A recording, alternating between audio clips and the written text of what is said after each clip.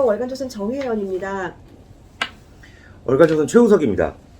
지난 시간에 이어서 니어재단 세미나에서 국가 원로들이 했던 발언에 대해 좀 살펴보도록 하겠습니다. 1999년 1월부터 1999년 5월까지 제1대 국가정보원장을 지낸 이종찬 전 의원도 쓴소리를 쏟아냈습니다. 이종찬 전 의원이 누구냐면 윤석열 대통령의 중마고우죠. 이철우 연세대 교수의 부친이십니다. 네, 그러니까 아주 윤석열 대통령의 아버지격이라고 보면 되겠죠. 친구 아버지니까. 나이도 굉장히 많으세요. 네. 1936년생이시니까. 그러니까요. 예. 육사 출신으로 중앙정보부장, 민정당 국회의원, 민자당 의원, 새한국당 대표 등 화려한 이력을 갖고 있는 이종찬 전 의원, 그러니까 전 국정원장이 어떤 제언을 했는지 한번 이야기를 들어보도록 하겠습니다. 예. 이분이 문재인 정부 때 문재인 전 대통령 초청으로 만나기도 하셨더라고요. 그렇죠. 원래 뿌리가 민주당 뿌리니까요. 네. 그리고 예. 또 원래 원로들 해가지고 많이 초청해서 얘기 듣고 하잖아요. 그렇죠. 청와대 사실 그런 거 많이 하니까. 예. 자, 그런데 이제 사실 뿌리가 지금 최 기자 얘기처럼 사실상 이렇게 사실 괴를 같이 하는 거는 사실 민주당하고 같이 한다고 봐야 하는데, 네네네. 이종찬 전 원장이 정말 문재인 정부에 대해서 너무나 정말 쓴소리 진짜 작심 발언을 하셨는데요. 문재인 정부가 가장 실패한 것은 우리 국가의 정체성을 말살시킨 것이다. 그렇게 말씀하셨습니다. 네. 우리의 정체성은 민주주의이고 시장경제이고 이것이 헌법적 가치다. 네. 그런데 특히 이제 중국과 외교를 하거나 이럴 때 우리가 당당히 주장을 했어야 하는데 우리가 마치 속국처럼 굴었다. 그렇죠. 네, 이것은 우리의 헌법적 가치를 거의 훼손한 일이다.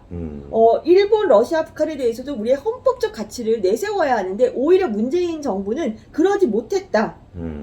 근데 우리나라는 사실 가장 성공한 나라 중에 하나죠. 이종찬 전 원장도 말씀하셨는데, 일본 민주주의가 우리보다 못하다. 이렇게 말씀하셨더라고요. 그리고 또 일본이 정권 교체가 되는 나라도 아니잖아요. 사실 그거는, 그렇죠. 그거는 맞죠. 네. 예. 그렇기 때문에 또 이제 어느 시대에 가면은 중국이 워낙 땅덩어리가 넓으니까 중국도 분권화가 되어야 하고, 그렇게 되어 갈 것인데 사실 우리가 갖고 있는 게 그 작은 나라, 땅덩어리라는 것 이외에도 우리가 갖고 있는 우리 고유의 가치들이 굉장히 많은데 이것을 우리가 문재인 정부 들어서 스스로 낮추고 그다음 파괴하고 그리고 그들에게 굽실거렸다는 것이죠. 그러니까 문재인 정부는 웃긴 게 우리를 위해서 대신 피를 흘려준 네. 미국한테는 해서도 안 될 말들을 막 그렇죠. 쏟아내더니 그렇죠. 중국이랑 북한한테는 그렇죠. 아니 어민들도 북한에서 요청한 게 아니라면서요. 거의 무슨 조공을 바치듯이 이 사람 목숨을 이게 또 이제 아니라고 그런 거 한 거 아닙니까? 그러니까요. 예. 자, 이종찬 원장은 중국이 베트남을 무서워하는 이유는 베트남이 분명히 할 말을 다 하기 때문이다. 그러니까요. 예. 그런데 우리나라가 베트남보다 못한 국가가 아니다. 그런데 왜 문재인 정부는 침묵하고 중국에 대해서 굴복했는지 모르겠다라고 얘기를 했습니다. 보니까 윤석열 대통령은 이제 중국에 지금 할 말을 좀 하는 스탠스잖아요. 네. 그러니까 이제 주한 중국 대사 이렇게 나와서 이제 TV조선이랑 인터뷰도 하고 하더라고요. 네. 땀 뻘뻘 흘리면서. 네. 그러니까 그러니까 다루는 법을 알아야 되는 겁니다. 특히 그렇죠, 이게 뿌리가 공산주의 국가들은 그렇죠. 약한 나라한테 강하고 강한 나라한테 그렇죠. 약하잖아요. 그렇죠. 그거를 문재인 대통령이 알았는지 아니면 특별하게 중국과 북한을 좋아했는지. 지금 미국에 지금 주미대사를 임명을 안 해왔잖아요. 네. 문재인 정부 들어서. 사실 그것도 우리나라를 어떻게 보면 철저히 좀 무시한 거죠. 그리고 이제 바이든 시대 넘어왔는데도 지금 그렇고 지금 이종찬 전 원장은 지금 주장하시는 거는 지리적으로 멀리 떨어질지언정 미국을 끌어들여서 동북아의 균형을 잡는 역할을 우리가 해야 한다. 그렇죠. 나는 예전에 DJ, 그러니까 김대중 전 대통령과도 이 얘기에 대해서 많은 토론을 했고, 그렇죠. 김대중 대통령도 같은 생각을 갖고 있었다. 그러니까 DJ랑 문재인 전 대통령이랑 비교하는 거는 맞지 않습니다. 그렇죠. 예. 이게 흐름이 같아서 차원이 달라요. 네, 그렇죠. 그 식견 같은 게 다르다고요. 예. 그래서 지금 그때도 김대중 전 대통령도 지금 미국의 이익이 지금 미국 자체는 우리보다는 일본이 더 이제 좋을 거예요. 왜냐면 교역량이나 그렇겠죠. 모든 것들이 이제 일본을 더 선호하겠지만 하지만 우리가 어떻게든 미국을 끌어들여서 균형자 역할을 하고 또 일본과는 투 트랙으로 가야 한다. 이종찬 전 원장이 이제 아마 부친께서 일본 때문에 불구가 됐다고 하더라고요. 저도 이 부분은 몰랐는데 일본에 대해서 증오가 있었지만 문재인 대통령을 만나서 일본과 관계 개선을 해라. 그때 막 주창가 얘기 나오고 그때 뭐 반일 네. 감정 그랬잖아요. 그럴 게 아니다 지금 냉정하게 얘기하라고 조언을 했답니다. 이제 근데 문재인 대통령 전 대통령이 대법원 판결이 그때 이제 저거 네, 얘기하는 것 같아요. 네. 다 판결이 난 거를 내가 어떻게 좌지우지 하느냐. 그러면서 그래서 이종찬 전 원장께서 그렇다면 대법원 판결 때문에 일본과 영원히 적대적인 관계를 갈 것이냐 라고 이제 얘기했는데 그 이후로는 원로 모임에 나를 일절 부르지 않더라. 그러니까 문재인 전 대통령도 자기 뭐라 그러는 거 되게 싫어해요. 뭐 자기 편한테만 손 흔들고 뭐 난리치더만. 그렇죠. 저는 그 평산마을인가 그 문재인 전 대통령 사는데 한번 가보고 싶습니다. 실제 그렇게 시끄럽나? 실제 그렇게 시끄럽지 않을 수 있어요. 왜냐하면 데시벨이 어느 정도 넘어가잖아요. 그러면 경찰이 제지를 할 수 있어요.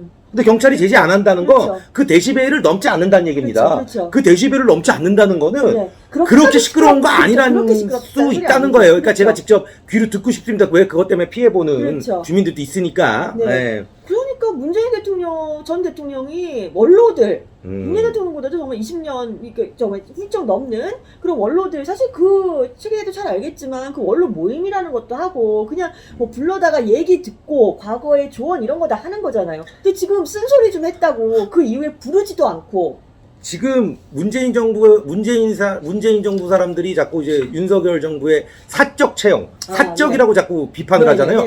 이게 사적이에요. 이게 사적인 감정으로 조언하는 사람을 부르지 않는 이 문재인 전 대통령이 사적인 사람입니다. 사적인 사람이 채용하는 게 뭐예요?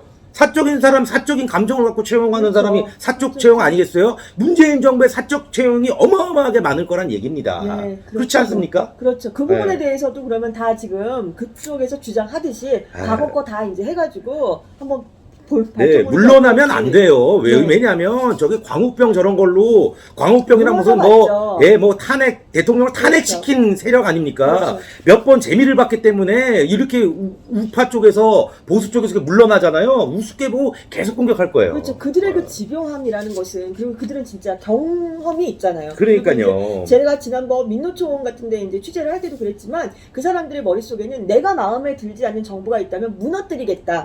법과 상관없이 헌법적 가치와 상관없이 그런 생각을 가진 사람들이 저 진짜 민주당 사람들이 아닐까 싶은 의심도 들기 때문에 이 내용이 숨겨진 얘기인데 아주 재밌네요. 이거 인터넷으로 간략하게 쓰면은 훨씬 좋을 것 같습니다. 자, 사적 얘기를 하는데 대통령은 사적 감정을 갖고 지금 사적 감정으로 지금 원로회의에 이제 쓴소리한 이종찬 전 원장을 부르지 않았다. 근데 또 뭐 이렇게 나 빼고 누구 다 했다. 이거 다 아실 수밖에 없잖아요. 왜냐면 다녀오신 분들이 얘기할 거 아닙니까? 너 당신 왜 안 왔어? 막 이럴 거 아니에요. 금방 알 수밖에 없는 건데 그거는 그렇게 내가 빼놨다는 거 알아도 난 상관없다. 문재인 전 대통령 마음속에는 나한테 싫은 소리 하면 뺀다. 이런 게 정말 노골적으로 드러난 거죠. 그러니까 이미지 메이킹이라는 게 진짜 무서운 게 문재인 대통령이 한 게 노무현 전 대통령이 극단적인 선택을 했을 때 뭐 상주 역할을 한 게 다 아닙니까? 그걸로 대통령까지 된 거예요. 솔직히 말해서. 근데 그 상주 역할은 거기서 밤을 샌 적은 없다는 출퇴근이라 썼다는 얘기가 있더라고요.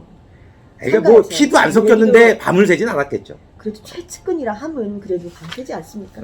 자, 문재인 대통령, 그러니까 윤석열 대통령이 취임사에서 세계 시민이라는 말을 쓴 것에 대해서 한번 주목을 해보자. 이종찬 전 원장은 그렇게 얘기를 했습니다.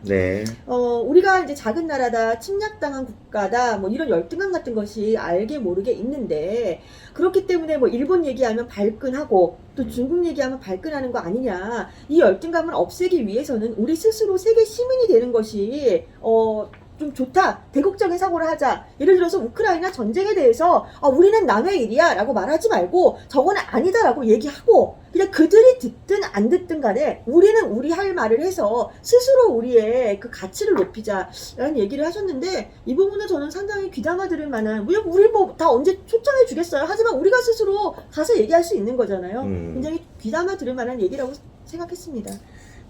다짜 이종찬 전 원장께서 그래도 오래 정치를 해오셨고 왜 이제 국정원장까지 하시고 한 거는 이런 식견이 있기 때문이라고 저는 생각을 합니다.